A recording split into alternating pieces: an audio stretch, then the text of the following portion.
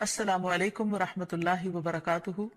سنتوں کی بات کر رہے تھے تو ان سنتوں کا اجر و ثواب بہت زیادہ ہے۔ رسول اللہ صلی اللہ علیہ وسلم نے فرمایا کہ جس نے ایک دن اور رات میں 12 رکعتیں ادا کی اس کے لیے ان کے بدلے جنت میں گھر بنا دیا جاتا ہے۔ تو سب سے پہلے ہم دیکھتے ہیں فجر کی سنتوں کو۔ فجر سے پہلے 2 سنتیں پڑھی جاتی ہیں۔ حضرت عائشہ سے روایت ہے، وہ کہتی ہیں کہ نبی صلی اللہ علیہ وسلم نوافل میں سے کسی کا اس قدر اہتمام نہیں کرتے تھے جتنا فجر سے پہلے کی 2 رکعتوں کا، یعنی انہیں پابندی سے ادا کرتے تھے۔ یعنی سب سے زیادہ کس چیز کا اہتمام کرتے؟ فجر کی سنتوں کا۔ نبی صلی اللہ علیہ وسلم کسی حال میں بھی یہ سنتیں نہیں چھوڑتے تھے۔ قابوس اپنے والد سے روایت کرتے ہیں، انہوں نے کہا کہ میرے والد نے ایک عورت کو عائشہ رضی اللہ تعالی عنہا کی طرف بھیجا تاکہ وہ ان سے سوال کرے کہ کون سی نماز رسول اللہ صلی اللہ علیہ وسلم کو زیادہ محبوب تھی، یعنی آپ پسند کرتے تھے، یعنی جس پر آپ ہمیشگی کرتے تھے، کبھی بھی آپ اس کو نہیں چھوڑتے تھے۔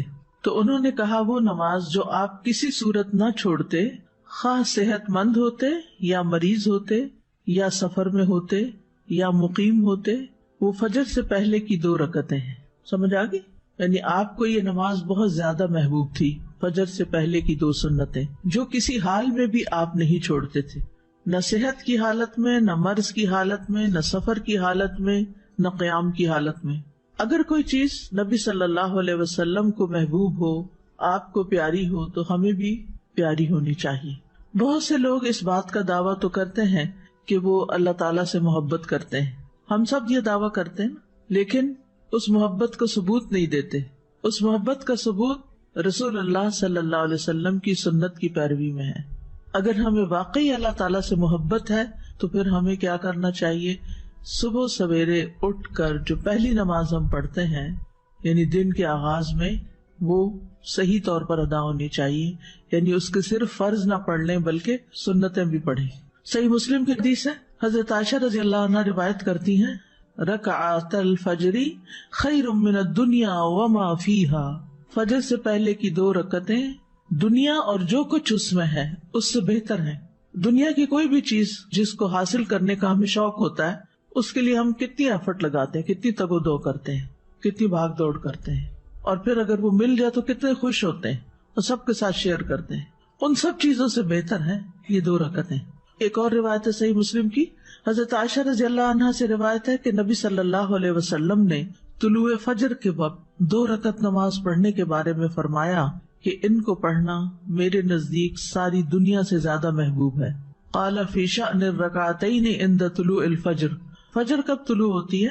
جب سورج نکلتا ہے، جب آپ روزہ بند کرتے ہیں، جب رات کا اختتام ہو جاتا ہے۔ ابن القیم رحمہ اللہ کہتے ہیں کہ جب آپ صلی اللہ علیہ وسلم سورۃ الفاتحہ سے فارغ ہو جاتے تو آپ اس کے علاوہ کسی اور سورت کو پڑھنے لگتے، اور کبھی آپ اس سورت کو لمبا کرتے، کبھی سفر یا کسی اور وجہ سے سورت کو ہلکا کر دیتے، اکثر میانہ روی اختیار کرتے۔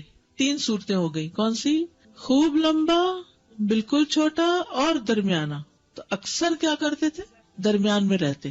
سورۃ فاتحہ کے بعد کی قرات کا حکم ابو سعید خدری رضی اللہ عنہ سے مروی ہے کہ ہمیں ہمارے نبی صلی اللہ علیہ وسلم نے نماز میں سورۃ فاتحہ اور جو سورت آسانی سے پڑھ سکیں اس کی تلاوت کا حکم دیا ہے۔ یعنی عام حکم کیا ہے؟ اٹس این اوپن چوائس، جو آپ کا دل چاہے پڑھے، پابندی نہیں ہے اس میں۔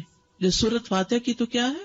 پابندی ہے کہ وہی پڑھنی ہے آپ نے، اس کا آلٹرنیٹ کوئی نہیں دیا گیا۔ لیکن باقی قرآن کی قرات میں آپ کے پاس آلٹرنیٹ ہے، جو چاہے پڑھے۔ سری اور جہری قرات کا حکم، سری کا مطلب ہے خاموش اور چپکے چپکے، اور جہری کا مطلب بلند آواز سے۔ ابن عباس رضی اللہ عنہما سے روایت ہے، انہوں نے فرمایا کہ نبی صلی اللہ علیہ وسلم کو جس نماز میں بلند آواز سے پڑھنے کا حکم ہوا، آپ نے اس میں بلند آواز سے قرات کی، اور جس میں آہستہ پڑھنے کا حکم ہوا وہاں آپ نے آہستہ پڑھا۔ یعنی یہ 2 نمازیں آہستہ اور باقی جہری، یہ آپ کو ایسا ہی کرنے کا حکم ملا ہے۔ وما کان ربک نسیا، تمہارا رب بھولنے والا نہیں ہے۔ ایسا نہیں کہ رب سے بھول ہو گئی ہے کوئی۔ لقد کان لکم فی رسول اللہ اسوۃ حسنہ، تمہارے لیے اللہ کے رسول میں بہترین نمونہ ہے، ان کی پیروی کرنا ہی زیادہ بہتر ہے۔ پھر ہے قدر بلند آواز سے قرات کرنا۔ ابن عباس رضی اللہ عنہما سے مروی ہے، کہتے ہیں کہ نبی صلی اللہ علیہ وسلم کی قرات اس قدر بلند ہوتی کہ حجرے میں موجود لوگ اس کو سن لیتے، جبکہ آپ گھر کے صحن میں ہوتے تھے، یعنی اپنے گھر میں پڑھ رہے ہوتے تھے اور باہر لوگ سن پاتے تھے. اسی طرح اور صحابہ بھی جب اپنے گھر میں پڑھ رہے ہوتے تھے تو راستے سے گزرنے والوں کو آواز آ رہی ہوتی تھی، اور آپ صلی اللہ علیہ وسلم اندھیرے میں بھی لوگوں کے گھروں کے پاس سے جب گزرتے تو ان کی آوازوں کی وجہ سے ان کے گھروں کو پہچان لیتے تھے. مسجد نبوی میں بھی لائٹ نہیں تھی تو کہاں مدینہ کی گلیوں میں گپ اندھیرے میں بھی آپ کو پتہ چل جاتا تھا کہ یہ کس کا گھر ہے، یہ کس کا ہے، کہ ان کی راتیں آباد ہوتی تھیں اور وہ اونچی آواز میں قرات کر رہے ہوتے تھے. اور جب لائٹ ہی نہیں تھی تو مصحف دیکھ کے کہاں سے پڑھنا ہوتا تھا اس وقت رات کے وقت تہجد میں. ان کے حافظے اچھے تھے، قرآن جتنا نازل ہوتا اس کو یاد کر لیا کرتے تھے. سینکڑوں کی تعداد میں حافظ لوگ موجود تھے، اور ایسے بھی تھے جن کو کچھ نہیں پڑھنا آتا تھا. یہ تو ہر دور میں رہا ہے. ام ہانی سے روایت ہے، وہ فرماتی ہے کہ میں اپنے گھر کی چھت پر نبی صلی اللہ علیہ وسلم کی قرات سن لیا کرتی تھی، یعنی اتنی بلند آواز سے آپ پڑھتے. عورت کا بھی جہری نمازوں کو بلند آواز سے پڑھنا.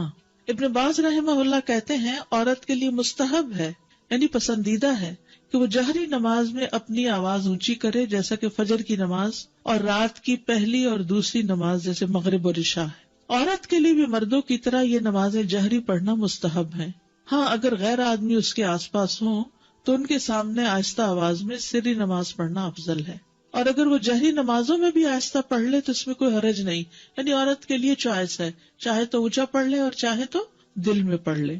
سری نمازوں کی قرات. جابر بن عبداللہ سے روایت ہے کہ انہوں نے فرمایا ہم لوگ امام کے پیچھے ظہر اور عصر کی نمازوں میں پہلی 2 رکعتوں میں سورۃ فاتحہ اور کوئی اور سورت پڑھتے، اور بعد کی 2 رکعتوں میں صرف سورۃ فاتحہ پڑھتے. سمجھ آگئی؟ ظہر اور عصر میں پہلی 2 رکعتوں میں فاتحہ کے بعد کوئی سورت، اور آخری 2 رکعتوں میں صرف سورۃ فاتحہ. باقی نمازوں میں بھی ایسے ہی ہوتا ہے، لیکن اس میں پہلی 2 رکعتوں میں جہری قرات ہوتی. مقتدی سری نمازوں کی آہستہ قرات کرے گا. عمران بن حسین سے روایت ہے، انہوں نے کہا رسول اللہ صلی اللہ علیہ وسلم نے ہمیں ظہر یا عصر کی نماز پڑھائی، پھر فرمایا تم میں سے کس نے میرے پیچھے سبح اسم ربک الاعلی پڑھی؟ تو ایک آدمی نے کہا میں نے پڑھی، اور میں اس سے خیر کے سوا اور کچھ نہیں چاہتا تھا، یعنی نیکی سمجھ کے کیا ایسے. آپ نے فرمایا مجھے علم ہو گیا تھا کہ تم میں سے کوئی مجھے اس میں الجھا رہا ہے، یعنی آپ بھی وہی سورت پڑھ رہے تھے اور پیچھے والا بھی تھوڑی تھوڑی اونچی آواز میں پڑھنے لگا، اور وہ نیکی کی نیت سے پڑھنے لگا کہ چلو میں بھی. بعض اوقات کوئی قاری اتنا اچھا پڑھ رہا ہوتا ہے کہ انسان بھول ہی جاتا ہے کہ اس نے چپ کر کے سننا ہے، وہ بھی ساتھ شروع ہو جاتا ہے. تو ان کی بھی یہی کیفیت ہوئی. تو اس سے امام الجھتا ہے اور امام بھولتا ہے، اس لیے خاموشی رکھنی چاہیے. عبداللہ بن عمر سے مروی ہے کہ ایک مرتبہ نبی صلی اللہ علیہ وسلم نے اعتکاف کے دوران لوگوں کو خطبہ دیتے ہوئے فرمایا تم میں سے جو شخص بھی نماز پڑھنے کے لیے کھڑا ہوتا ہے در حقیقت وہ اپنے رب سے سرگوشی کرتا ہے، اس لیے تمہیں معلوم ہونا چاہیے کہ تم اپنے رب سے کیا سرگوشی کر رہے ہو، اور تم نماز میں ایک دوسرے سے اونچی قرات نہ کیا کرو. نماز میں ایک دوسرے سے اونچی قرات نہ کیا کرو. عبداللہ بن مسعود رضی اللہ عنہ سے مروی ہے، انہوں نے کہا کہ صحابہ نبی صلی اللہ علیہ وسلم کے پیچھے قرات کیا کرتے تھے تو آپ نے فرمایا تم نے مجھ پر قرآن کو مشتبہ کر دیا. یہ پچھلی حدیث ہے نا کہ ایک دوسرے سے اونچی قرات نہ کیا کرو. اس کا مطلب یہ ہے کہ اگر کچھ لوگ اپنی اپنی نماز بھی پڑھ رہے ہیں، جیسے سنت وغیرہ پڑھ رہے ہیں، تو اس میں اتنی اونچی آواز سے نہ پڑھے کہ جو پاس کھڑا ہے وہ ڈسٹرب ہو جائے. کئی لوگ امام کے پیچھے بھی آہستہ آہستہ اونچا پڑھتے ہیں، وہ دوسرے کو خلل میں ڈال دیتے ہیں. تو اتنی بس آواز ہو کہ آپ خود ہی سن سکیں، دوسرا ڈسٹرب نہیں ہونا چاہیے. اگر فرض نماز میں ہم غلطی سے آخری 2 رکعت میں بھی کوئی سورت پڑھ لیں، کوئی حرج نہیں. آرڈر امپورٹنٹ ہے، ضروری نہیں. ضروری نہیں. اچھا ہے اگر ہو، لیکن اگر یاد نہ رہے تو حرج نہیں. جو قرآن نماز میں پڑھا جاتا ہے وہ زیادہ افضل ہوتا ہے، زیادہ باعث اجر ہے بنسبت اس کے کہ جو خالی ہم مصحف لے کے بیٹھ کے پڑھتے ہیں. یعنی نماز کے اندر جو ہم تلاوت کرتے ہیں وہ افضل ہے. الذین آتیناہم الکتاب یتلونہ حق تلاوتہ اولئک یؤمنون بہ ومن یکفر بہ فاولئک ھم الخاسرون. وہ لوگ جنہیں ہم نے کتاب دی ہے اسے پڑھتے ہیں جیسے اس کی تلاوت کا حق ہے، یہ لوگ اس پر ایمان رکھتے ہیں، اور جو کوئی اس کے ساتھ کفر کرے تو وہی لوگ خسارہ اٹھانے والے ہیں. تلاوت کرنا قرآن کو خوبصورت بنانا ہے، تزیین ہے قرآن کی. براء ابن عازب سے روایت ہے، کہتے ہیں کہ رسول اللہ صلی اللہ علیہ وسلم نے فرمایا زینوا القرآن، قرآن کو زینت بخشو باصواتکم، اپنی آوازوں سے. سبحان اللہ، ہر چیز کو بیوٹیفائی کرتے ہیں نا. آپ اپنے چہرے کو بیوٹیفائی کرتے ہیں، اپنے گھر کو کرتے ہیں، اپنی چیزوں کو کرتے ہیں، اپنے ہاتھوں کو، ناخنوں کو، کس چیز کو. یعنی انسان کے اندر ایک یہ حص ہے نا کہ اسے خوبصورت چیزیں اچھی بھی لگتی ہیں اور وہ ان کے لیے کوشش بھی کرتا ہے. اب جو چیزیں تو نظر آتی ہیں ان کو تو آپ اپنے ہاتھوں سے کچھ اوپر لگا کے کچھ کر کے خوبصورت بناتے ہیں، لیکن قرآن کو آپ کیسے خوبصورت بناتے ہیں، زینت بخشتے ہیں اس کو خوبصورت آواز سے پڑھ کے، عمدہ طریقے سے پڑھ کے. ہم لوگ قرآن کو زینت کیسے بخشتے ہیں؟ خوبصورت غلاف چڑھا کے، مخمل کے، اور ستارے پھر اوپر لگا لیتے ہیں، اور ستاروں کے اوپر موتی بھی لگا لیتے ہیں اور پھر اوپر رکھ دیتے ہیں اور اس سے گھر کو سجاتے ہیں. اور جب پڑھنے کی باری آتی ہے تو 2 لائنیں ٹھیک سے نہیں پڑھ سکتے، جبکہ نبی صلی اللہ علیہ وسلم نے فرمایا زینوا القرآن باصواتکم، اپنی آوازوں کے ذریعے قرآن کو زینت بخشو. ہر انسان کے اندر اچھی آواز سننے کا ایک ذوق پایا جاتا ہے اور آوازیں انسان کے دل پر اثر انداز ہوتی ہیں. گانا لوگ کیوں پسند کرتے ہیں؟ اگرچہ الفاظ اس کے گھٹیا بھی ہوتے ہیں اور لوگوں کو اس گانے کے بعض اوقات یا نعت کا خاص طور پر ان کو الفاظ کو کچھ سمجھ نہیں آ رہی تھی کیا پڑھا جا رہا ہے، صرف آواز ہوتی ہے اس میں. یعنی بعض اوقات جیسے اب ربیع الاول آیا چاہتا ہے اور گھر گھر میں میلاد ہوتے ہیں تو اس میں بس نعتوں کی جو سلیکشن کر لیتے ہیں لوگ، اس میں بعض اوقات ٹوٹلی وہ شرکیہ ہوتے ہیں الفاظ، بعض اوقات ویسے ہی غلط ہوتے ہیں. اور جب ان سے پوچھا جائے کہ یہ کیا ہے، اس کا مطلب کیا، تو ایک دفعہ ایسے ہی مجھے کسی نے لیکچر کے لیے بلایا تو میں وہاں گئی تو مجھے پتا چلا کہ یہاں تو کوئی میلاد ہے. تو مجھ سے پہلے کسی نے، ایک بہت پڑھی لکھی خاتون تھی، انہوں نے ایک نعت پڑھی. جب وہ پڑھ نہیں تھی تو میں نے لکھ لیا یہ کیا کہہ رہی ہیں. پھر میں نے اس سے آغاز کیا، میں نے کہا کہ ان الفاظ کا معنی کیا ہے. آپ نے سوچا، اب دیکھیے کہ اس کا مطلب یہ بنتا ہے. مکمل شرک تھا. تو ان کی آنکھیں کھل گئی. یہ کہا جا رہا تھا کیونکہ کوئی سوچتا ہی نہیں کہ کہہ کیا رہے ہیں، صرف کس چیز کو فالو کرے تھے، ٹیونز کو. وہ انڈین گانوں کی ٹیونز، کبھی کسی کی کبھی کسی کی، تو صرف کاپی کیا جا رہا ہو. کیونکہ انسان کے اندر ایک طلب ہے نا. اب اس کو پتا چلا گانا سننا تو منع ہے، اچھے الفاظ نہیں ہے، شرم کی بات ہے، تو چلو نعت سن لیتے. نعت کو وہ الٹرنیٹ بنا لیتے، اور جب وہ نعت سننے لگتے ہیں تو اس میں وہ گانے سے بھی زیادہ بدترین جب شرک آ جاتا ہے اس میں عمل برباد. آپ دیکھیے شرک ایسی چیز ہے جس سے عمل برباد ہو جاتے ہیں، معمولی چیز نہیں ہے. اور ایسی مجلس میں نہیں بیٹھنا چاہیے کہ جس میں شرک کی باتیں ہو رہی ہوں. لیکن بعض اوقات اتفاق ہو جاتا ہے، آپ کے سامنے ایسی چیزیں آ جاتی ہیں تو پھر آپ کا فرض بنتا ہے کہ آپ لوگوں کو سمجھائیں بھی. اور سمجھانے کا طریقہ یہ ہونا چاہیے کہ ان الفاظ کو کھول کے ان کے سامنے رکھ کے انہیں سے پوچھے، ان سے کوشچن کریں. اچھا بعض اوقات کہتے نہیں ہمارا یہ مطلب نہیں، ہم تو یہ کہتے ہیں. بھائی آپ مطلب کچھ بھی بنائے، لفظ تو یہی کہہ رہے ہیں. تو جب انسان صحیح طور پر قرات کر لیتا ہے یا اچھی قرات کا ذوق اس کو ہو جاتا ہے، وہ سننے لگتا ہے، تو آپ یقین کریں دنیا کی کوئی دوسری آواز اچھی بھی نہیں لگتی، کچھ اور پھر دل پہ لگتا ہی نہیں. استاذہ آپ نے اسے نعت کا ذکر کیا. اب جو ہمارے بچوں کے لیے فتنہ ہے وہ نشید کا ہے. میوزک اس میں ہر طرح کی بیٹ ہے، لیکن نشید کے نام پہ اس کو حلال کر لیا جائے. پھر استاذہ جب قرآن پڑھا جاتا ہے تو اتنا میریکولس ہے کہ اس کی ردم سے کہتے ہیں کہ کافی نان مسلمز کا یہ ریسرچ ہوئی ہے کہ ان کے سامنے صرف قرآن پڑھا جا رہا ہوتا ہے یا قرات وہ کہیں سن لیتے ہیں تو سیدھا دل پہ اثر ہوتا ہے. تو جو کہ میوزک کی یہ بات نہیں ہے. اور جتنی اچھی قرات ہوتی، قاری عبد الباسط کی آواز سن کے تو لوگ مسلمان بھی کئی ہوئے ہیں.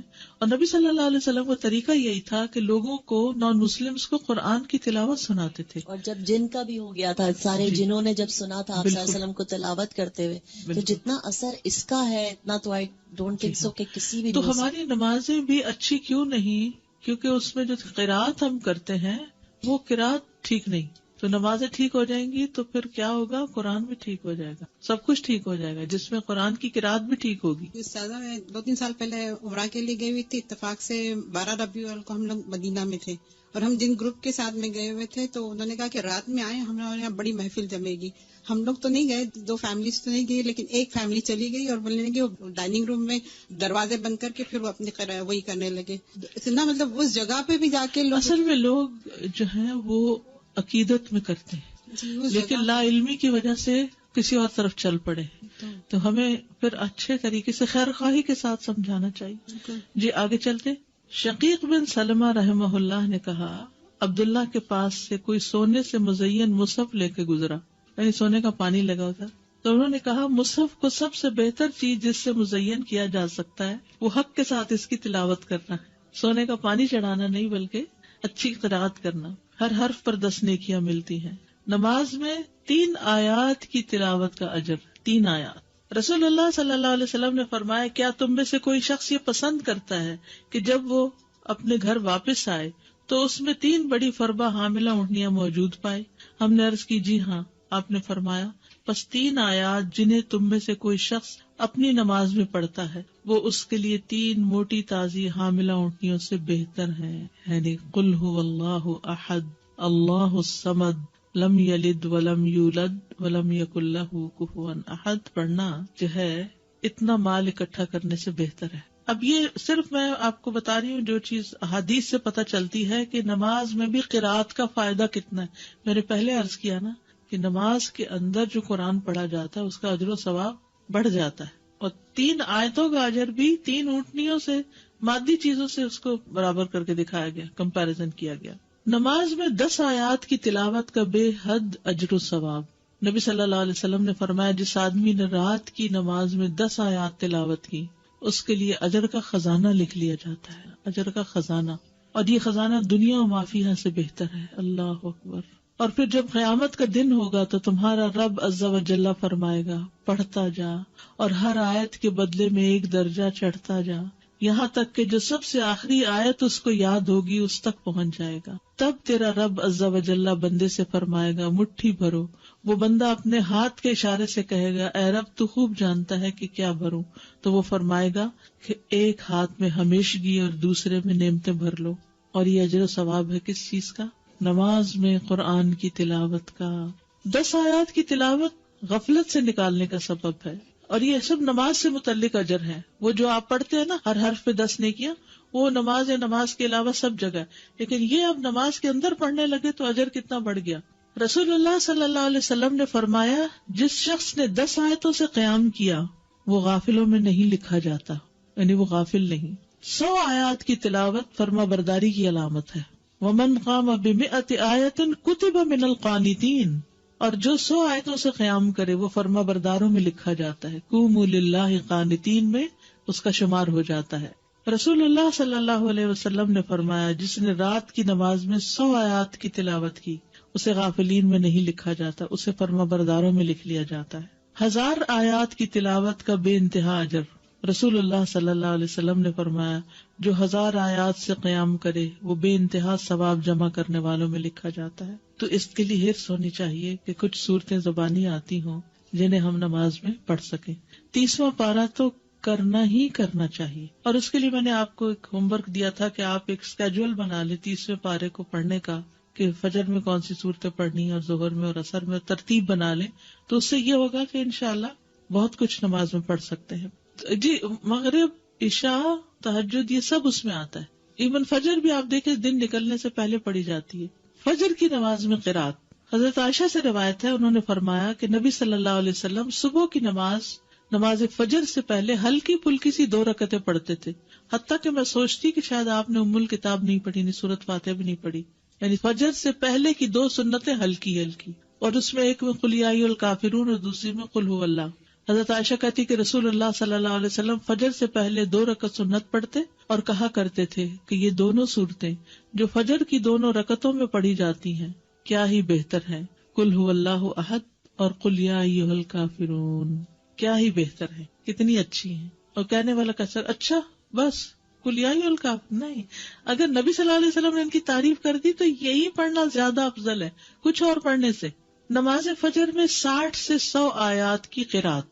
ابو برزہ الاسلمی سے روایت ہے، وہ کہتے ہیں کہ رسول اللہ صلی اللہ علیہ وسلم عشاء کو تہائی رات تک مؤخر کر دیتے اور اس سے پہلے سونے اور بعد میں گفتگو کرنے کو ناپسند فرماتے، اور فجر کی نماز میں 100 سے لے کر 60 آیتیں تلاوت فرماتے، اور ایسے وقت میں سلام پھیرتے جب ہم ایک دوسرے کے چہرے کو پہچان سکتے تھے، یعنی روشنی ہو جاتی تھی، یہ مطلب ہے۔ ابو برزہ رضی اللہ عنہ سے روایت ہے کہ رسول اللہ صلی اللہ علیہ وسلم صبح کی نماز میں 60 سے 100 آیات کی قرات فرماتے تھے، صبح کی نماز میں 60 سے 100 آیات کی تلاوت کرتے. سورت واقعہ اور اس جیسی صورتیں پڑھنا.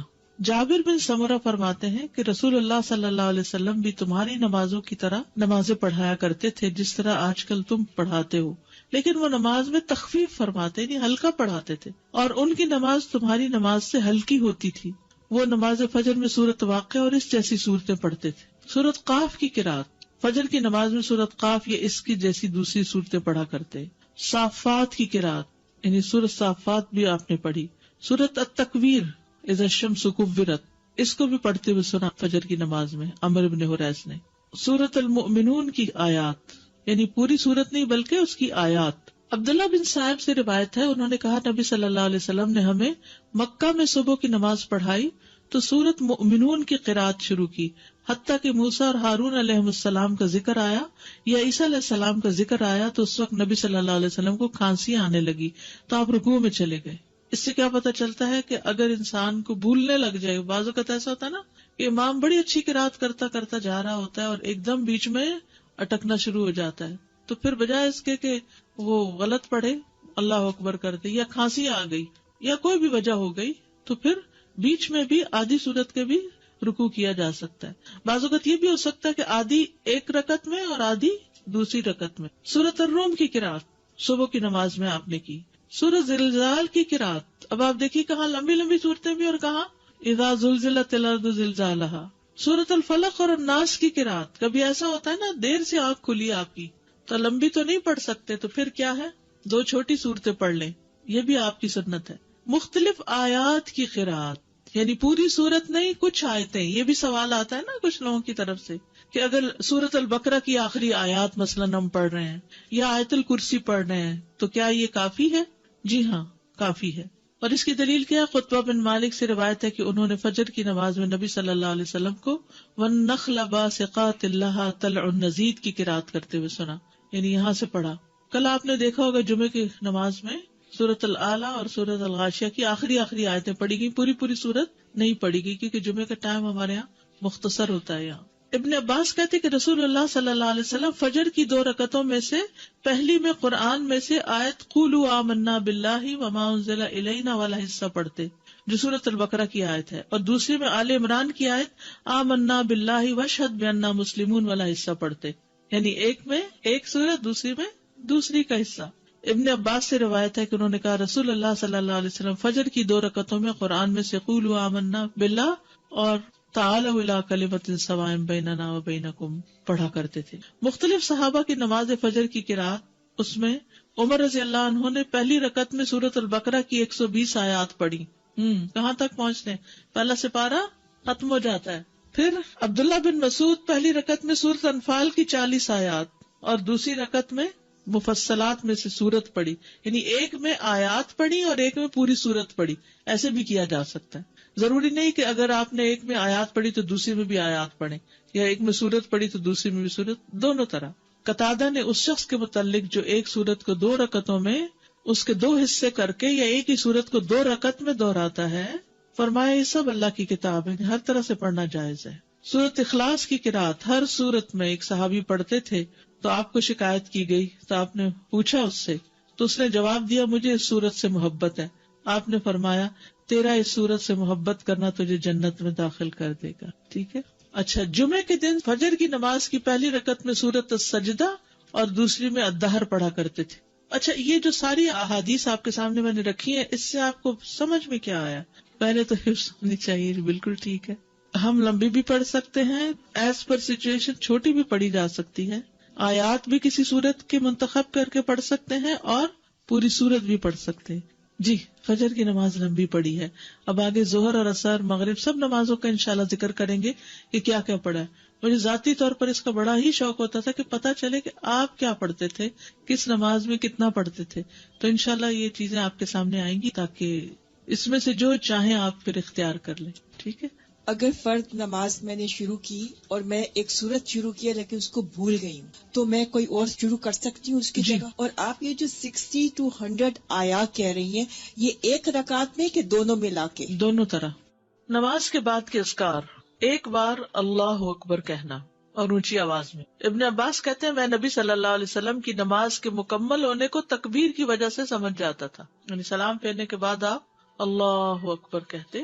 نمبر 2، 3 بار استغفر اللہ کہنا، میں اللہ سے بخشش مانگتا ہوں. صبان کہتے ہیں کہ رسول اللہ صلی اللہ علیہ وسلم جب اپنی نماز سے فارغ ہوتے تھے تو 3 مرتبہ استغفار فرماتے.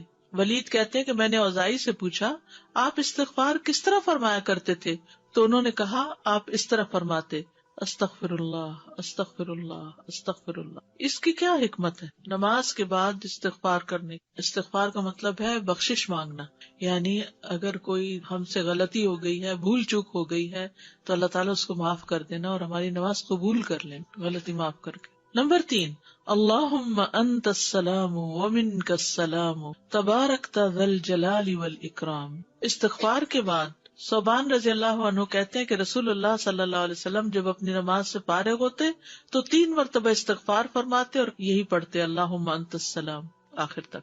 نمبر 4، لا الہ الا اللہ وحدہ لا شریک لہ لہ الملک ولہ الحمد وہو علی کل شیء قدیر 3 بار. حدیث ہے مغیرہ بن شعبہ کے کاتب وارد سے مروی ہے کہ معاویہ رضی اللہ عنہ نے مغیرہ کو لکھا کہ کوئی حدیث جو آپ نے رسول اللہ صلی اللہ علیہ وسلم سے سنی ہو وہ مجھے لکھ کر بھیجیں. راوی نے بیان کیا کہ پھر مغیرہ رضی اللہ عنہ نے انہیں لکھا کہ میں نے آپ صلی اللہ علیہ وسلم سے سنا ہے آپ اپنی نماز سے فارغ ہونے کے بعد 3 مرتبہ یہ دعا پڑھتے. یہ پیغمبروں کی دعا ہے نا جو عرفہ کے دن سب پیغمبروں نے مانگی. لا الہ الا اللہ وحدہ لا شریک لہ لہ الملک ولہ الحمد وہو علی کل شیء قدیر. 5ویں دعا ہے لا الہ الا اللہ وحدہ لا شریک لہ لہ الملک ولہ الحمد وہو علی کل شیء قدیر. اللہم لا مانع لما اعطیت ولا معطی لما منعت ولا ينفع ذا الجد. ایک روایت میں منک الجد بھی آتا ہے، یہ اگلی روایت ہے ولا ينفع ذا الجد منک الجد. 6 دعا ہے لا الہ الا اللہ وحدہ لا شریک لہ لہ الملک ولہ الحمد یحیی ویمیت وہو حی لا یموت بیدہ الخیر وہو علی کل شیء قدیر. یہ دعا اور کس موقع پہ پڑھی جاتی؟ بازار جاتے ہوئے. کئی لاکھ نیکیوں کا ثواب ہے جو بازار میں یہ دعا پڑھ لے. اللہم لا مانع لما اعطیت ولا معطی لما منعت ولا ينفع ذا الجد منک الجد. ترجمہ دیکھ رہے ہیں نا آپ سامنے. 3 بار پڑھنا، ٹھیک ہے، یعنی لا الہ الا اللہ وحدہ 3 بار اور پھر اللہم لا مانع. 7ویں دعا لا الہ الا اللہ وحدہ لا شریک لہ لہ الملک ولہ الحمد وہو علی کل شیء قدیر. لا حول ولا قوة الا باللہ لا الہ الا اللہ ولا نعبد الا ایاہ لہ النعمت ولہ الفضل ولہ الثناء الحسن لا الہ الا اللہ مخلصین لہ الدین ولو کرہ الکافرون. اس میں سے کچھ دعائیں ایاک نستعین میں بھی ہیں اور نمازوں کے بعد کے اذکار کا کارڈ بھی موجود ہے الگ سے، اس میں یہ دعائیں ہیں. پھر تحلیل کے کلمات، اس کے بعد تسبیحات 33 بار سبحان اللہ، 33 بار الحمدللہ، 33 بار اللہ اکبر، اور 100 پورا کرنے کے لیے لا الہ الا اللہ وحدہ لا شریک لہ لہ الملک ولہ الحمد وہو علی کل شیء قدیر. اب تک سب سے زیادہ دعا کون سی آئی ہے؟ لا الہ الا. سوچیے آپ کتنی دفعہ پڑھتے ہیں نماز کے بعد؟ 10 دفعہ تو صبح اور شام کے بعد پڑھتے ہیں. ابو ہریرہ رضی اللہ عنہ سے روایت ہے کہ جس نے ہر نماز کے بعد 33 مرتبہ سبحان اللہ، 33 مرتبہ الحمدللہ اور 33 مرتبہ اللہ اکبر کہا تو یہ 99 کلمات ہو گئے. اور 100 کا عدد پورا کرنے کے لیے لا الہ الا اللہ وحدہ لا شریک لہ لہ الملک ولہ الحمد وہو علی کل شیء قدیر کہہ لیا تو اس کے سارے گناہ معاف کر دیے جائیں گے، اگرچہ وہ سمندر کی جھاگ برابر ہوں. 1.5 منٹ لگتا ہے، 1.25 منٹ لگتے ہیں جس میں آپ یہ سارا عمل کر سکتے ہیں. اور اللہ سبحانہ وتعالیٰ کو وہ عمل زیادہ پسند ہے جو روزانہ کیا جائے، ادومہا، دوام سے کیا جائے، اللہ کہ کوئی مجبوری ہو. اس میں آپ دیکھیے نماز پڑھ لی آپ نے 10 منٹ میں، فرض پڑھ لیے تو یہ 2 منٹ میں کیا مشکل ہے، 2 سے بھی کم منٹ لگتے ہیں. بعض روایات پہ اللہ اکبر 34 بار پڑھنے کا بھی آتا ہے. یہ تسبیحات 10 دفعہ بھی پڑھی جا سکتی. عبداللہ ابن عمر سے مروی ہے کہ نبی صلی اللہ علیہ وسلم نے فرمایا 2 خصلتیں یہ 2 عادتیں ایسی ہیں کہ اگر کوئی مسلمان بندہ ان کی پابندی کر لے تو جنت میں داخل ہوگا. پابندی اور وہ بہت آسان ہے مگر ان پر عمل کرنے والے بہت کم ہیں. ایک یہ ہے کہ ہر نماز کے بعد 10 مرتبہ سبحان اللہ، 10 مرتبہ الحمدللہ اور 10 مرتبہ اللہ اکبر کہے. تو زبان کی ادائیگی کے اعتبار سے 150 بار ہے، یعنی ساری نمازوں میں، مجموعی طور پر 5 نمازوں کے بعد، اور ترازو میں 1500 ہوں گے. اور جب سونے کے لیے اپنے بستر پر آئے تو 34 بار اللہ اکبر، 33 بار الحمدللہ اور 33 بار سبحان اللہ کہے. زبان کی ادائیگی کے اعتبار سے تو یہ 100 ہے، مگر میزان میں یہ تسبیحات 1000 ہوں گی. رات کو جو سوتے ہوئے پڑھے جاتے تسبیحات فاطمہ، سب تھکاوٹ اتارنے کے لیے. یقیناً میں نے رسول اللہ صلی اللہ علیہ وسلم کو دیکھا، آپ انہیں اپنے ہاتھ سے شمار کرتے تھے. صحابہ نے پوچھا، اللہ کے رسول یہ کیسے ہے کہ یہ آسان عمل ہے مگر ان پر عمل کرنے والے تھوڑے ہیں؟ آپ نے فرمایا، سوتے وقت میں کسی کے پاس شیطان آ جاتا ہے اور پہلے اس سے کہ وہ تسبیح پوری کرے وہ اسے سلا دیتا ہے، اور اسی طرح اس کی نماز میں شیطان آ جاتا ہے اور یہ تسبیحات پڑھنے سے پہلے ہی کوئی کام یاد دلا دیتا ہے. ہوتا تو یہی ہے نا، حقیقت ہے. آپ کو شاید میں نے پہلے بھی بتایا ہو کہ ہاتھ پر تسبیح پڑھنا جو ہے کچھ مشکل نہیں، اور دائیں ہاتھ پہ صرف کیسے پڑھیں گے آپ؟ سبحان اللہ سبحان اللہ سبحان اللہ، اور اوپر سے اب نیچے آ جائیے، سبحان اللہ سبحان اللہ سبحان اللہ سبحان اللہ سبحان اللہ سبحان اللہ، نیچے سے اوپر، اور پھر سبحان اللہ سبحان اللہ اوپر سے. تو یہ ہم 2 ہاتھوں پہ الگ الگ پڑھتے ہیں نا، اور بایاں ہاتھ بھی لگاتے ہیں. تو اس سے افضل کیا ہے؟ ایک ہی ہاتھ پر 33 بار پڑھنا. اور جب یہ پورا ایک ہاتھ اوپر نیچے دونوں طرف ہو جائے تو 3 بس مزید پڑھ لینا. آپ کر کے دیکھیے، بہت آسان ہے. شروع میں جب مجھے پتا چلا کہ ایک ہاتھ پہ پڑھنا ہے تو میں تو بڑی پریشان ہوئی کہ میں تو ہر وقت کنفیوز ہی رہوں گی کہ کتنا پڑھا کتنا نہیں. تو پھر میں الحمدللہ عمرے پر گئی ایک بار، تو اس میں مدینہ میں تو مغرب کے بعد جیسے بیٹھ جاتا ہے نا عشاء تک، تو میرے ساتھ ہی کوئی جاپنیز لڑکی تھی یا کوئی کورین یا ایسی کوئی تھی، تو بہت اچھے طریقے سے ادب آداب کے ساتھ اپنے بیٹھی ہوئی ذکر کر رہی تھی. تو پھر اچانک میری نگاہ اس کے ہاتھ پر پڑی تو وہ یہی کر رہی تھی، اوپر سے نیچے نیچے سے اوپر. تو میں نے کہا اوہ اتنا آسان ہے، کیونکہ میں جب ایک ہی ہاتھ پہ 2 دفعہ پڑھتی تو کبھی کہتی پتہ نہیں پڑھا ہے 1 دفعہ پڑھا کہ 2 دفعہ. تو اس طرح اب اتنا آسان ہو گیا اور بڑے سکون سے پڑھا جاتا ہے. جہاں سے مرضی شروع کریں، جیسے آپ کا طریقہ، میرا طریقہ چونکہ یہاں سے شروع کرنے کا تھا تو اس لیے نیچے سے 3 اوپر تو اوپر سے. بعض لوگ تو 100 کے لیے پتہ نہیں یہ بھی بتاتے یہاں سے ایسے پھر ایسے پھر ایسے پھر ایسے، پھر مجھے جھنجٹ لگتا ہے کیونکہ انگلیاں بھی مستنطقات ہیں نا، قیامت کے دن بولیں گی. 25 بار تسبیحات پڑھنا، یعنی یہ بھی جائز ہے. ٹھیک ہے. آیت الکرسی، جنت میں جانے کا راستہ. رسول اللہ صلی اللہ علیہ وسلم نے فرمایا، جو شخص ہر فرض نماز کے بعد آیت الکرسی پڑھے اس کو موت کے علاوہ کوئی چیز جنت میں جانے سے نہیں روک سکتی. سبحان اللہ. یعنی نماز پڑھی اور نماز کے بعد آیت الکرسی پڑھ کے آپ دیکھیے کتنی دیر لگتی ہے، شاید ہارڈلی منٹ بھی نہ لگتا ہو. اور یہ سب سے افضل آیت ہے. ابو ذر غفاری کہتے ہیں کہ میں مسجد حرام میں داخل ہوا اور رسول اللہ صلی اللہ علیہ وسلم کو اکیلے دیکھ کر آپ کے پاس آ کر بیٹھ گیا. میں نے کہا یا رسول اللہ، کون سی آیت سب سے افضل ہے جو آپ پر نازل ہوئی؟ آپ نے فرمایا آیت الکرسی. کرسی کے مقابلے میں 7 آسمان اس طرح جیسے بیابان زمین میں کوئی چھلا پڑا ہوا، اور پھر کرسی کے مقابلے میں عرش کا حجم اس طرح ہے جیسے اس چھلے کے مقابلے میں بیابان کا وجود. قرآن کریم میں سب سے عظیم آیت ہے. جو آپ نے ابی ابن کعب سے پوچھا تھا تو انہوں نے جب جواب دیا تو آپ نے فرمایا کہ ابو المنذر تمہیں علم مبارک ہو. اس کے پڑھنے سے ایک محافظ آ جاتا اور شیطان قریب بھی نہیں پٹکتا. جنات سے بچانے والی آیت ہے یہ. وہ آیت جو سورۃ البقرہ میں ہے، اسے کوئی شام کو پڑھے گا تو صبح تک پناہ میں رہے گا، اور جو صبح پڑھے گا شام تک ہم سے پناہ میں رہے گا، یعنی جنات سے. معوذات، سورۃ الاخلاص، سورۃ الفلق، سورۃ الناس، یہ بھی ایک بار پڑھنا ہوتی ہے نماز کے اذکار میں. عقبہ بن عامر کہتے ہیں کہ رسول اللہ صلی اللہ علیہ وسلم نے مجھے حکم دیا تھا کہ میں ہر نماز کے بعد معوذات پڑھا کروں. ہر نماز کے بعد معوذات پڑھا کروں. معوذات کی فضیلت کیا ہے؟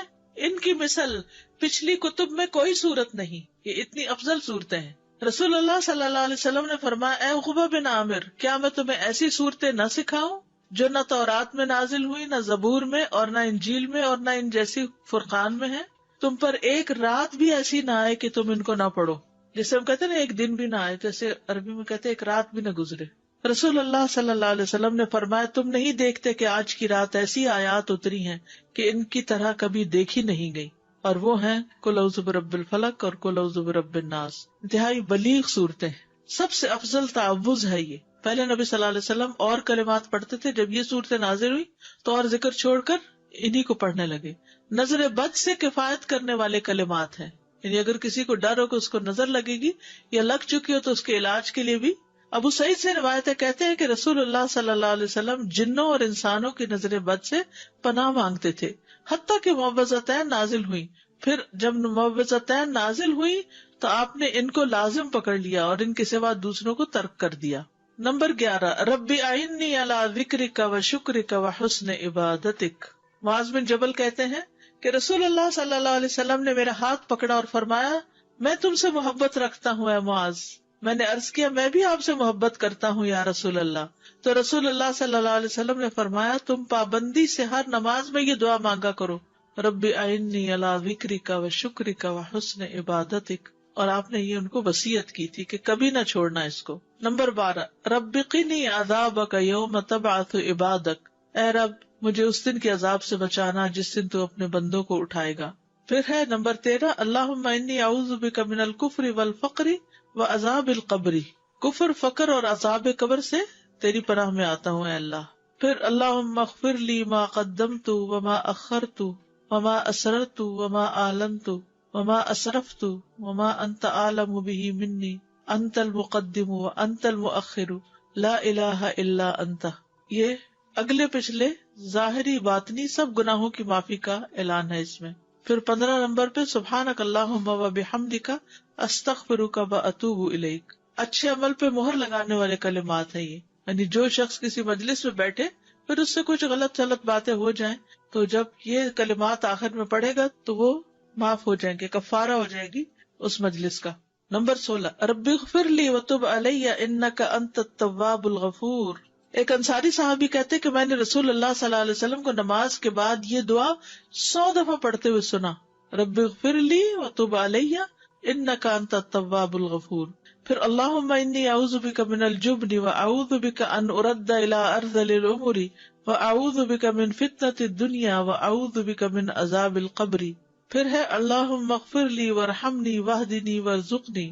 استاذہ ان ساری دعاؤں کو آرڈر میں پڑھنا ضروری ہے یا کسی بھی آرڈر؟ یہ تو لکھنے کی ترتیب ہے، لیکن شروع کے جو ہے نا اللہ اکبر استغفر اللہ استغفر اللہ استغفر اللہ اللہم انت السلام منک السلام، یہ آرڈر میں تینوں پڑھنا ہے. ٹھیک ہے، اس کے بعد آپ آیت الکرسی پڑھیں یا تسبیحات پڑھیں یا پھر جو بھی دعا چاہیں پڑھیں. ان میں سے یہ ہے کہ ایک پوسٹر بھی بنایا گیا تھا اور ایک انشاءاللہ یہاں بھی میں چاہ رہی تھی کہ چھپوا کے دے دیں. اس میں یہ ساری تو نہیں آ سکیں گی لیکن موٹی موٹی دعائیں جو ہیں وہ آ جائیں گی. تو میں نے تو جو اپنا قرآن مجید ہے وہ ایک پرنٹ آؤٹ سا نکال کے ان دعاؤں کا قرآن مجید کے جو جسے دیکھ کے پڑھتے ہیں نماز میں اس کے اندر نشانی کے طور پہ اس کو رکھا ہوا پلاسٹک میں ڈال کے. تو جب میں نماز شروع کرتی ہوں تو اس کو نکال کے سائڈ پہ رکھ لیتی ہوں. جب نماز ختم کرتی ہوں تو پھر جو یاد ہیں اور جو نہیں پوری طرح یاد، ان کو جو یاد ہے بس ہنٹ دیکھتی جاتی ہوں اور پڑھتی جاتی ہوں. جو نہیں یاد ان کو دیکھ کے پڑھ لیتی ہوں. تو اس سے کیا فائدہ ہوتا ہے کہ اس طرح پڑھی جاتی ہیں، ورنہ تو وہ بھی بھول جاتا ہے کون کون سی تھی.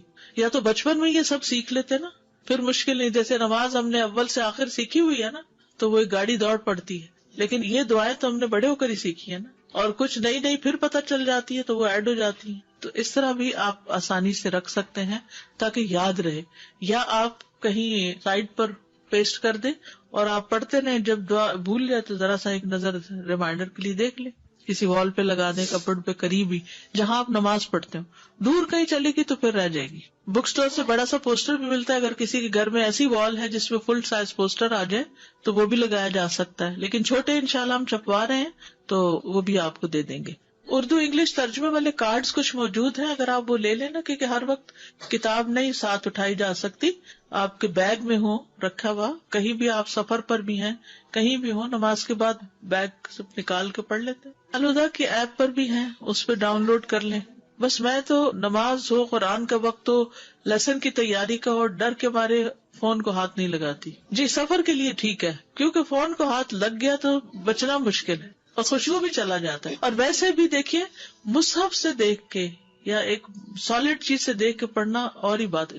استاذہ یہ ابھی ذکر میں جو ہم نے معوذتین پڑھی تو کیا ہر دفعہ، کیونکہ ہم 3 دفعہ پڑھتے ہیں، ایک دفعہ کافی. نہیں تو اس میں ہر سورت سے پہلے بسم اللہ پڑھنی مطلب ضروری ہے کہ نہیں؟ سورہ الاخلاص پڑھی، پھر اس کے بعد جب سورہ فلق شروع کریں گے تو بسم اللہ دوبارہ اس کے ساتھ؟ ضروری نہیں ہے، کیونکہ بسم اللہ 2 سورتوں کے بیچ میں نشان ہے. ایک سورت ختم ہوئی اور دوسری شروع ہوئی، وہ مستقل آیت ہے، آیا مستقلہ، وہ سورت کا حصہ نہیں ہے. ٹھیک ہے، تو اس کے بغیر بھی سورت پڑھی جا سکتی ہے. ٹھیک ہے، مطلب ذکر کرتے ہوئے کنٹینیوسلی. جی ہاں، پڑھ سکتے ہیں. جی استاد، جیسے میں فجر کی نماز پڑھتی ہوں تو میری بیک میں پرابلم ہے، مجھے آرتھرائٹس ہے، تو میں کوشش کرتی ہوں کہ اپنی جو دعائیں ہیں وہ اپنے بیڈ پہ بیٹھ کے ذرا کمر کو ٹیک لگا کے پڑھ لوں. تو از اٹ اوکے؟ بیڈ کے قریب ہی مصلی ہوتا ہے؟ جی بس ٹھیک ہے. مجھے صرف دعا کے حوالے سے سوال کرنا تھا کہ ہم دعا کرتے ہیں نیک بندوں کے لیے اور صالحین کے لیے. بظاہر جو لوگ نیک اور صالحین کی کیٹیگری میں نہیں آتے، ہم جج نہیں کر رہے، لیکن بظاہر کیا ہم ان کے لیے دعا کر سکتے ہیں؟ سب کے لیے. ہمارا گمان یہ ہونا چاہیے کہ کچھ لوگوں کی نیکیاں ظاہر ہوتی ہیں اور کچھ کی ہڈن ہوتی ہیں. جی بالکل. ہم ان کے نام لے کے بھی کر سکتے ہیں. نماز میں تو نہیں نام لیں گے، لیکن بعد میں جی ہاں بالکل کر سکتے. اساتذہ، اگر ہم جیسے فجر نماز کے بعد ہم بیٹھے اذکار کر رہے ہیں تو ان بٹوین جیسے ہم اٹھتے ہیں جیسے بچوں کو اٹھانے کے لیے پریئر کے لیے ایسے، تو اس کا پھر کیا ہوتا ہے؟ یعنی وہ سلسلہ مطلب معذوری ہے، مجبوری ہے، کیونکہ میں کرتے کرتے جا رہی ہوں، اتنا گلٹی فیل ہوتا ہے کہ اگر ان کی نماز چلی گئی ہمارے ذکر اذکار ایگزیکٹلی وہ دونوں طرف بڑا نقصان ہے. جی تو پھر واپس آ کے بیٹھ جائیں. ایسے ہی کر رہی ہوں. تو کر سکتے ہیں، کر سکتے ہیں. جزاک اللہ.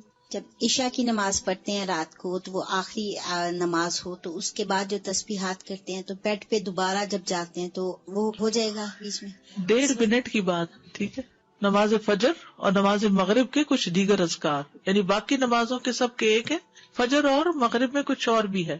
فجر کی سنتوں کے بعد کی دعا پڑھی آپ سب. یہ صحیح مسلم کی روایت ہے، اور عبداللہ بن عباس کہتے ہیں کہ وہ ایک رات رسول اللہ صلی اللہ علیہ وسلم کے ہاں سوئے تو رات کو آپ جاگے، مسواک کی اور وضو فرمایا. اس وقت آپ یہ آیت مبارکہ پڑھ رہے تھے، ان فی خلق السماوات والارض واختلاف اللیل والنہار لآیات لأولی الالباب. یہ آیات تلاوت فرمائی حتیٰ کہ سورت ختم کی. پھر آپ کھڑے ہوئے اور 2 رکعتیں پڑھی. یہ کون سی 2 رکعتیں تھی؟ تہجد کی. اور ان میں بہت طویل قیام اور رکوع اور سجدے کیے. پھر واپس پلٹے اور سو گئے، یہاں تک کہ آپ کے سانس کی آواز سنائی دینے لگی. پھر آپ نے اس طرح 3 دفعہ کیا، 6 رکعتیں پڑھی. ہر دفعہ آپ مسواک کرتے، وضو فرماتے اور ان آیات کی تلاوت فرماتے. سبحان اللہ، یعنی کتنی مشقت اٹھاتے تھے آپ. پھر آپ نے 3 وتر پڑھے. پھر مؤذن نے اذان دی تو آپ نماز کے لیے باہر تشریف لے گئے اور آپ یہ دعا پڑھ رہے تھے، اللہم اجعل فی قلبی نورا وفی لسانی نورا وجعل فی سمعی نورا وجعل فی بصری نورا وجعل من خلفی نورا ومن امامی نورا وجعل من فوقی نورا ومن تحتی نورا اللہم آتنی نورا. اب تہجد پڑھنے کا ایک اور طریقہ معلوم ہو گیا، کیونکہ سوال تھا نا کہ 8 رکعتیں اکٹھی پڑھی جا رہی ہیں اور پھر ایک اور پڑھی جا رہی ہے ایک ہی سلام سے ساری. تو اسی طرح یہ طریقہ بھی ہے کہ آپ نے 2 پڑھی، پھر آرام کر لیا، پھر 2 پڑھی، پھر آرام کیا، پھر پڑھی. نیکسٹ ہے فجر کی فرض رکعات کے بعد کے اذکار. فجر کی فرض رکعات کے بعد کے اذکار، سبحان اللہ 100 بار، لا الہ الا اللہ 100 بار. ٹھیک ہے، 100 دفعہ والے 2 اذکار. ابو ہریرہ کہتے ہیں کہ رسول اللہ صلی اللہ علیہ وسلم نے فرمایا، جو صبح کی نماز کے بعد 100 دفعہ سبحان اللہ اور 100 دفعہ لا الہ الا اللہ پڑھے اس کے گناہ معاف ہو جائیں گے، اگرچہ وہ سمندر کی جھاگ کے برابر ہوں. یہ کب پڑھنے؟ فجر کے بعد. نمبر 2 پڑھیے اس کو، سلام کے بعد تشہد کی حالت میں کسی سے بات کیے بغیر ذکر کرنا. کسی سے بات کیے بغیر ذکر کرنا.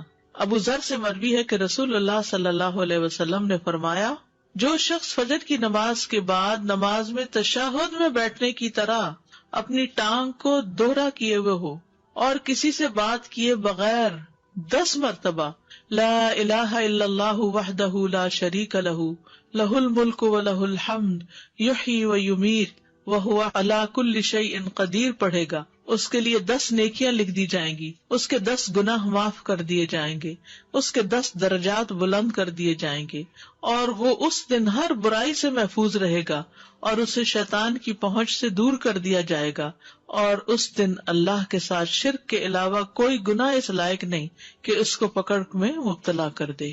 لا علمی جو ہے، نا علم ہونا جو ہے کتنا نقصان دہ، کتنی دیر لگے گی اس طرح 10 دفعہ پڑھنے میں، لیکن شرط یہ ہے کہ نہ وضو ٹوٹا ہو، نہ آپ اٹھے ہو، نہ بات کی ہو، جدھر بیٹھے ہیں ادھر ہی ٹانگ موڑے ہوئے ہی، یعنی کسی گناہ پہ پکڑ نہیں ہوگی، شرک کیا تو پکڑ ہوگی، یہ مطلب ہے۔ مغرب کی نماز کے بعد کا ذکر، لا الہ الا اللہ وحدہ لا شریک لہ لہ الملک ولہ الحمد یحیی ویمیت وہو علی کل شیء قدیر۔ سلام کے بعد تشہد کی حالت میں ذکر کرنا۔ عبد الرحمن بن غنم رضی اللہ عنہ نبی صلی اللہ علیہ وسلم سے روایت کرتے ہیں کہ آپ نے فرمایا، جس نے نماز مغرب اور صبح کی نماز کے بعد التحیات کی حالت میں اٹھنے سے پہلے، یا مغرب کی نماز ٹھیک ہے، ٹانگ کو دوہرا کیے ہوئے 10 بار کہا لا الہ الا اللہ وحدہ لا شریک لہ لہ الملک ولہ الحمد یحیی ویمیت وہو علی کل شیء قدیر، تو ہر بار اللہ اس کے لیے 10 نیکیاں لکھتا ہے اور 10 گناہ اس سے دور کر دیتا ہے اور اس کے درجے بلند کر دیتا ہے 10، اور یہ اس کے لیے ہر بری چیز سے حفاظت اور شیطان مردود سے پناہ دینے والے ہوتے ہیں، اور کوئی گناہ سوائے شرک کے اس کو نہیں پہنچتا۔ یہ اس روز عمل میں سب لوگوں سے افضل ہوتا ہے سوائے اس شخص کے جس نے اس کے برابر ان کلمات کو پڑھا ہو یا اس سے بھی زیادہ۔ اور پھر انہی کلمات کو مغرب کے وقت اگر پڑھتا ہے انسان مغرب کے بعد، تو اس کا فائدہ کیا ہے؟ سنن ترمذی کی روایت میں آتا ہے، جو شخص لا الہ الا اللہ وحدہ لا شریک لہ لہ الملک ولہ الحمد یحیی ویمیت وہو علی کل شیء قدیر مغرب کے بعد 10 بار پڑھے گا، اللہ اس کی حفاظت کے لیے اسلحہ بردار فرشتے بھیجے گا جو اس کی صبح تک شیطان سے حفاظت کریں گے، صبح تک شیطان سے حفاظت۔ تو آپ سوچئے کہ کتنا بڑا اجر و ثواب اور کتنی بڑی پروٹیکشن ہے، کیونکہ بعض اوقات سارا وقت موڑنا مشکل ہوتا ہے۔ افضل پوزیشن نماز کے بعد اذکار کرنے کی کیا ہے؟ 2 زانوں کے بیٹھنا، لیکن اگر آپ اتنی دیر بیٹھ ہی نہیں سکتے، کچھ لوگوں کی تو ٹانگ مڑتی بھی نہیں ہے گھٹنوں کی تکلیف کی وجہ سے، تو پھر ایسی صورت میں 4 زانوں کے بھی بیٹھ سکتے ہیں۔ اگر نیچے بالکل ہی نہیں بیٹھا جا رہا تو پھر کرسی پہ بیٹھ جائیں۔ اللہ کو تو پتا ہے کہ آپ کیوں ایسے کر رہے ہیں، صرف ریسٹ کے لیے نہیں بلکہ مجبوری کے تحت، اس میں کنسنٹریشن زیادہ ہوتی ہے۔ نماز میں التحیات ہمیں ایسے کیوں پڑھنے کے لیے کہا گیا؟ اور کچھ پوزیشن تو بیٹھنا ہی بھی منع ہے۔ کون سی پوزیشن بیٹھنا منع ہے؟ ہاں، ایسے گھٹنے اوپر کر کے، کیونکہ یہ بہت ریلیکسنگ سی پوزیشن ہے نا، اس میں انسان عام طور پر جب بالکل کیئر فری بیٹھنا ہوتا ہے تو اس طرح بیٹھا ہوا ہوتا ہے نا، ریسٹ ریلیکس کرنے کے لیے۔